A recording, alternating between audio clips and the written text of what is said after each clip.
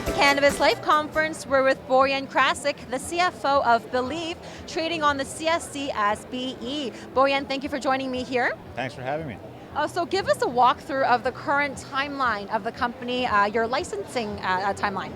Currently, we just had our PLI inspection on March 15th, getting our cultivation license. That will give us the ability to grow the product, for a certain amount of kilograms per year, which will be relatively minimal.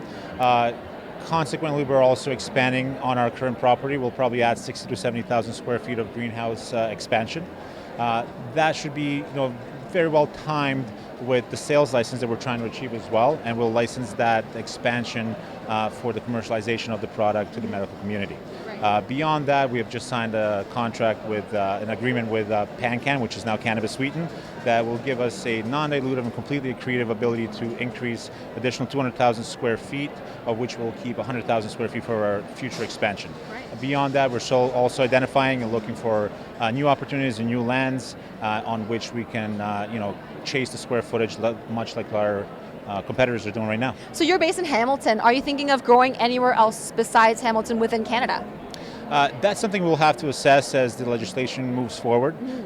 If the legislation calls for, growing and sale in a specific province, we'll definitely identify other provinces and territories where we can grow our product and sell from as well. However, right now we feel that our core strength is in Hamilton. We have strong support from the city. We're one of their, pilot projects, as they call this, by the economic development of Hamilton. But yes, we are identifying other opportunities and landscapes across Canada. Okay. Now, what is other factors for growth for the company? Why invest in Beleave? Well, we have one of the least diluted companies out there right now. We have about 29 million shares outstanding with about 9 million warrants. Very tight capital structure. The initial founders and owners and management owns north of 50% of the company, and we're very careful with how we spend our money. We haven't done too many large raises to date. That's because we technically didn't have any need for it. We have some of the lowest cost of acquisition of a license. We raised up to $4.1 million so far, and we've spent very little of that, and we're very proud of that. Really good. Yeah. Now you're in the industry, but let's say you were watching from a third person perspective. Would you be investing in the industry yourself? Why or why not? Absolutely, I would. I mean, it's a growing industry. A couple of years ago, it was a very tiny industry. Nobody knew where it was going. But right now, with the legislation that's coming out, with the new regulatory movements, within the Liberal government, we're going to see a large marketplace shape itself right now.